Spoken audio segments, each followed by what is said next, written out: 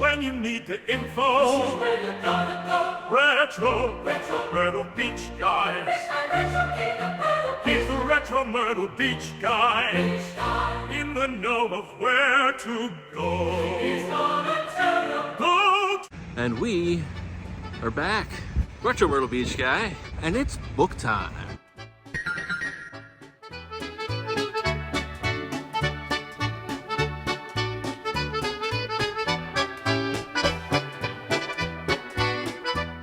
Enjoy some nice coffee here at Tidal Creek. That's right. Yeah, we're at Tidal Creek here. I'm with Caleb Wygal, local author. Just released his 7th Myrtle Beach series book, Myrtle Beach Burns. And we're just gonna sit down, have a little coffee, talk about it. Yeah. So you've been writing for how long altogether? Altogether, 19 years. But the first 15, 16 of that were just as a hobby, just messing around. I started writing, working for my uncle in his hearing aid business office, just out of sheer boredom. Wrote a couple books. Wrote one book there working for him. It was just a hobby thing. And somebody published it. Someone was crazy enough to publish it. And this was 2005, 2006 when it was finally published. And that's really published too, not like today when you just go on Amazon. And, yeah, that was me sending out, going down the FedEx Kinko's, printing off stacks of like the first 30 pages and the query letter, sending it all. I sent it off to like 10 different agents and publishers, and 2 of them came back, said, "We'd like to publish your book." One was an outright scam, they wanted like $5,000. Right.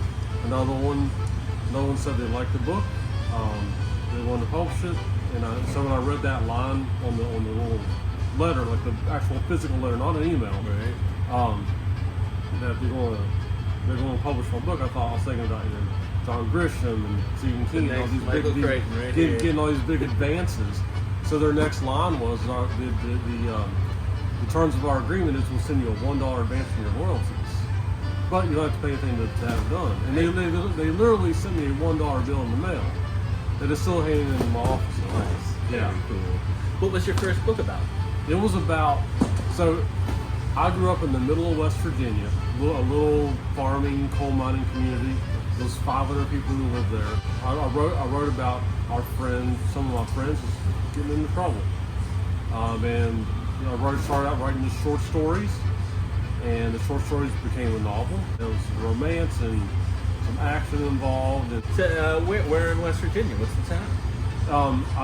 Specifically, it was Mount Lookout. Yes, but it was closer to Summersville. So if you've ever gotten a speeding ticket in West Virginia, it's probably in Summersville. Okay. It's near Summersville Lake. If you look at the outline of West Virginia, put your finger in the middle. That's right in the middle. Nice. Yeah. I love coal towns, man. Is the town doing well? Well, it's a community, and they recently lost their $1 general. So when you lose a $1 general, things aren't that great. Do you have like a big festival once a year? They have the Potato Festival. Potato Fest. Yes. Very cool. Potatoes were the thing. Yeah, there's always, if you don't know what this town's, somewhere nearby, there's always like a garlic festival or a strawberry festival. It's mostly because you have a surplus of whatever it is, and you got to get rid of it before it goes bad. Very cool. Yeah. What brought you to Myrtle Beach? My wife and I, we lived, before we moved here, we lived in Concord, North Carolina, just outside of Charlotte. And my wife works at a hair salon. Worked at a hair salon up there. She'd been toiling around with this salon that was kind of going downhill. And I was doing social media marketing and website development for small businesses, but my main job was just to stay at home dad to our son. And so we came down, we stayed in Surfside Beach for about a week on vacation. And my mother-in-law lives in Socastee. My aunt and uncle lives in Garden City. And my mom and dad were moving some of their house in West Virginia to move down here. So we're spending the week down here. My mother-in-law, my son's grandmother, says, "Hey, why don't you and the wife have an afternoon out, and I want to watch the kids." So we have all these shows and things and shopping and all this stuff we could do on the beach.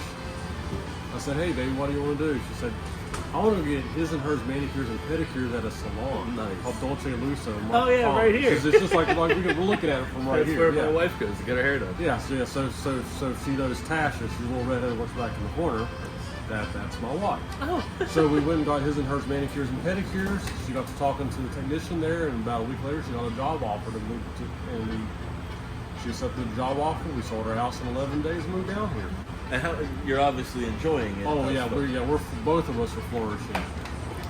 Very cool. Yeah. It's fun because when I moved here, I've been here about 15 years now. It's so funny. Like, I mean, you obviously, myself, most of the creators I know around here who really are passionate about Myrtle Beach, they aren't from here. Yeah. That's what I've found since I've moved here and got into the author and artist community. There's a ton of creators here. A lot more than what just like being outside of Charlotte, the metropolitan area. There's so many more around here than what there were up there. Yeah, the beach definitely draws creative types. Yeah. Which is great, and it's fun because you can go some places and there's an art scene, and the scene is kind of about that person. Mm-hmm. It's like, this is what I'm doing with my art. Yeah. And here, everyone seems to be centered around community, giving back to the city, promoting the city, which is wild because, like, I've lived all over. I can't think of another place I've ever lived where I'm like, I really want to let the rest of the country know what a wonderful place we live. Yeah, that's one of the reasons why I write the books. I mean, my books, they're not graphic and gory. They're kind of like Hallmark type mysteries where you have a bookstore owner who gets involved in all this stuff, and it's not about the tourists who come into town and trouble. It's about the people who live here. That's what they're all centered around, except for one book. Yeah, it definitely sort of gives off that small town vibe. Yeah. And you have, it's a recurring cast throughout your series. So you get to know the characters and stuff like that. I'm assuming a good chunk of them are based on people you really know in real life. A few of them are, but some of them are made up. I don't want to.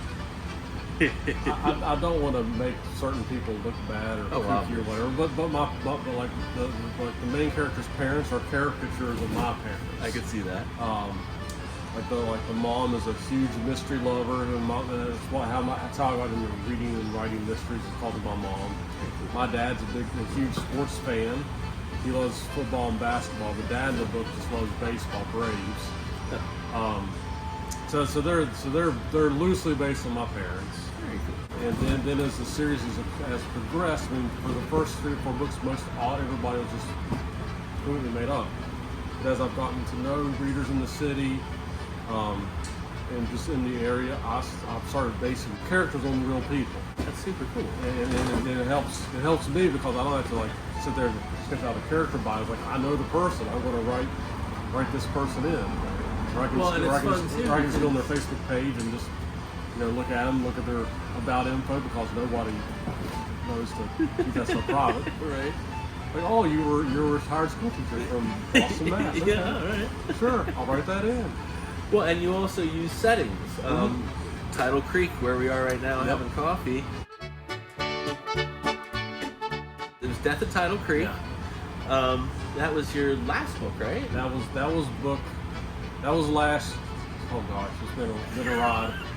That was last 2 books ago. Wait, hold on. That was book 5. So that'd been last year. Okay. So that'd have been my release for last year. Very good. I've published 2 since then. But yeah, the Death of Tidal Creek, that was a fun one because I wrote just like a little line.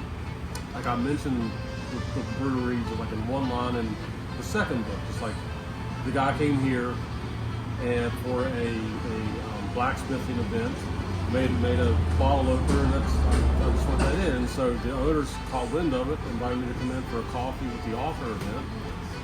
And afterward, they treated my wife and I to lunch, and they said, hey, if you ever want to use us in a mystery, please use Tidal Creek and kill the chef while you're at it. And the funny is, the chef moved a couple weeks later. I was going to say, trouble in the kitchen. Yeah, he moved to Colorado a couple weeks later. I don't know what was going on. But the people, Dara and Adrian who own Tidal Creek, they are the nicest people. It's fun too. So like, if you know Myrtle Beach well, you can draw, from your own life experiences and sort of fill in like the creative background and stuff like that. Yeah. And if you aren't, you kind of get to know the place before you come and visit your first time. Yeah. So when you were a kid, Scooby-Doo a big? Scooby-Doo was big. So you're like a Freddy type or Shaggy maybe in your youth? I was not Shaggy. I was more Fred, more straight laced. Yeah. Very cool. Yeah. Do you have a favorite Scooby-Doo mystery? It involves like a ghost or something dressing up, and ended up being Farmer Fred. Oh. And I remember they unmasked him, like, oh, this is Farmer Fred all along. And so one of the local legends around here is the Gray Man. Right. And so I have a whole story idea sketched out. Where at the end of it, they're like, oh, it's Farmer Fred all along. They just got to unmask like a Scooby-Doo mystery. Do you have any other fun creative outlets? I used to do a lot of drawing. I had a car accident about 25 years ago. I had to relearn how to walk and how to talk and how to write my own name again. So it's been more difficult since then to do that. So I used to do a lot of drawing, a lot of art. I was in like a lot of advanced art classes in school. But I've always been artistic. I have no musical inclination at all. I can't even play a triangle. But I've always kind of been artistic throughout my life. Yeah. Well, you brought it up, living with the TBI. So your coordination is a lot harder to get back than computation. Yes. So you kind of can draw with your words now a little Yeah. bit easier, which has got to be cool. Because I'll tell you, if you stop using it, you lose it anyhow. Yeah. I went to art school, and if I cannot draw a dog, a stick figure, you lose it if you don't use it anymore, man. So it's another muscle you gotta flex. Yeah, too. like recently, my son started watching Garfield, Nice. and so whenever I was his age, he's 7. When I was his age, I watched a lot of Garfield. Heck yeah, Well, Garfield and Friends. There's Garfield and Friends, and actually he's watching that on Pluto TV. Nice.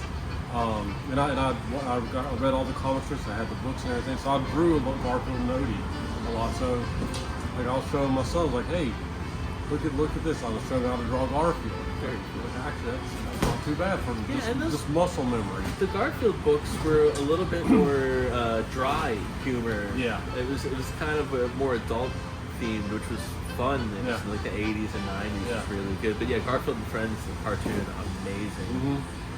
So have you considered branching out to anything else? Writing a screenplay or anything? No. I know a guy with a movie studio. Yeah. I would love to work together on something. We're shooting some stupid movie now, but we're always looking to bring in more creatives. So. Well, I've actually spoken to a guy who has a production company in Beverly Hills and an actor about adapting them for film. Really, the Myrtle Beach scene.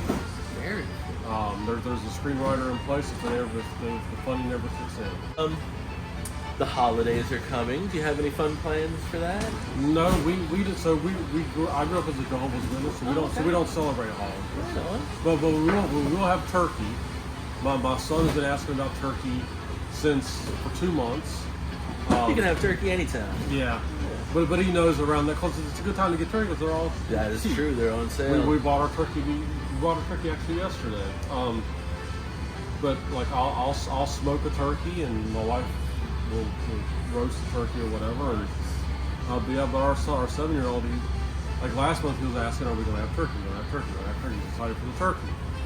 And so we like, yeah, we're going to do that. And then my wife said, what do you want? What do you want as a side dish? You want macaroni and cheese? You want potatoes? What do you want? He said, I'll talk about that on November 1st. You got to get in the turkey mode. Yeah, been telling us this for weeks that you'll talk about it in November. So we drove him to school like on November 1st, and so my wife said, hey, it's that time. What do you want? What do you want to have? He's like, I don't know. He needed the time to think. Yeah, he was he wasn't going to talk about it until this month. And then again, he was like, I don't know. Yeah. But he's the funnest. He's the best. He's 7. It's a great age. His imagination's off the charts. There's been times like where I'll travel, like to do a book sign or something, and I'll leave him and her here. Like it is so lovely. Stay-at-home dad. It's a very different vibe than just being the dad who comes home at 5 and hey kid, I'm gonna go sit in the sofa. Yeah. Crazy. So yeah, also you've been doing a lot of book signings. The fun thing about Caleb, if you don't know, is like everything with this community, the people really love his stuff, man. You've got a pretty big fan club. Yeah, it's kind of particularly this year, it's kind of gotten crazy. I see posts all the time, both on your page and other people's, are just like, hey, I ran into Caleb, and they're all excited. It's just so fun to see stuff like that. Yeah, and people posting about like the books just randomly in all the Myrtle Beach Facebook groups and things. Yeah, and you've been doing a little bit of a media circuit lately. I've wrapped up the book tour for the previous book a week or so ago with the trip out to Florence. But usually when I release a book, I'll do a launch party beforehand, a couple of days before for the local people or people who just want to. It blows my mind that people will travel for my launch parties just to get their hands on a book a few days early. It's really cool. But I'll do that. I'll do TV appearances, library, author talk, stuff like that. And then other bookstores in the area will invite me to come scribble in books for a couple hours. Yeah. It's great how much support you too. I mean, you can get your book at the Barnes & Noble right over here, which, I mean, it's so neat. Like, even our grocery stores carry local authors and stuff like that. It's a cool town. Yeah. Man. You'd have to come here to get it, but. Like I have a bag of books out there in my car right now. I'm getting ready to take it to a gift shop because they want more of my books. So it's part of my days is just going around to different bookstores and dropping off books, which is perfectly fine. I'll tell you, it is the one, if you're an author, maybe not Myrtle Beach, but it is the one arena. The beach is our one last safe spot from cell phones, because you can't really see your cell phone when you're hanging out on the beach. Yeah, so beach reading has survived. It may be the only form of book reading that will make it to the 22nd century at this point. But yeah, it's a great environment for reading, man. We have parks and everything. I'm constantly, and I never did that before. We were just like, I'm going to take a book and go over to the park and hang out. Yeah, I want to go. I go down. We have membership at Brook Green Gardens. We take our son down there so they can see the river otters. And I'm like, all right, I'm going to set up over here in this nice spot, and I'm just going to read for a while. Yeah, it's like a paradise. Yeah. But what's one of the fun things about the books is I use real businesses, locations, and landmarks, and a lot of restaurants. And so I hear from readers all the time, I use real places as much as I can. I make up places basically when I don't want to get sued. Right. So I hear from readers all the time that they discovered these different restaurants and cafes and things just from reading the books. There's some places I've gone to. I haven't had to buy coffee in a couple years because they know I'm sending people in there just because I mention them in a book. And it's neat too, because I know it's the same kind of vibe when you find shooting locations. You'll just go into a place sometime and you're like, man, this spot has a vibe that really needs to be exported. Awesome. So, do you have any upcoming projects that you can tell us about? So right now I am wrapping up a book set at the Legends Theater. Oh, nice. Where Elvis collapses on stage and something strange is going on behind the scenes, and they end up having to investigate it. The people who run the theater, if anybody would come in about a year ago now, said, hey, what would you think about setting a book here? And Glenn said, let me tell you about the people who come in and out of here every 6 months. They told me some crazy stories about some of the performers there. I bet. And I'm like, yeah, I can work with that. I think that'd be a lot of fun. So I'm going to Brighton. It's fun, like having to research. Hey, I'm sitting at home research and listening to old Dolly Parton songs or Tina Turner songs. This is research. That's what I call it too. Yeah, yeah. But what I like about doing the Myrtle Beach books is so I've done before the Myrtle Beach books. I did acting adventure novels set in the Carolinas, where I went to do research. I'd have to go to those places to do research, get the lay of the land, travel out to the Outer Banks, St. Augustine, Hilton Head, all these different places. So now with the son, I'm not as mobile. Well, the fun thing about doing a series set here is if I want to research a restaurant or a park or a business, I'll just go. Right. I'll just go, and if I have a lunch or a meal, it's a tax write-off. Right. I'm doing research. Yeah, there you go. So, thanks so much for coming on. Absolutely. Thank you for having me. Tell everybody where they can find the book. So you can find the book at all Myrtle Beach Grandstand bookstores, independent bookstores, Barnes & Noble, Books A Million. And if you don't live in the area, you can find them at several Barnes & Nobles up and down the East Coast. And you can get them online on Amazon. You can read them on Kindle. They're on Kindle Unlimited if you subscribe to that, so you can read them for free, basically. So anywhere you can buy books, you can get my books. So you have a website too? Yeah, my website is just my name, CalebWygal.com. And you go on there, you can learn more about the books, more about me, and you can buy signed copies of the books. I'll send them to anywhere in the United States. Well, thank you so much for coming on, man. Appreciate it. Thanks for having me. This is fun. What a nice guy. I always like West Virginia folk. Well, if you can't tell, the temperature has dipped. For those of you who are not familiar with the channel, the transformation of my wardrobe may be astonishing for the next couple months. But generally, if I can't wear a Hawaiian shirt and shorts, you'll see me at a top.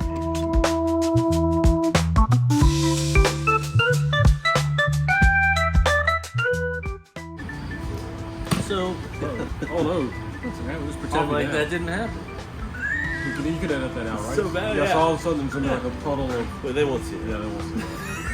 Subscribe, hit that like button. Stay positive, and that's how you do it.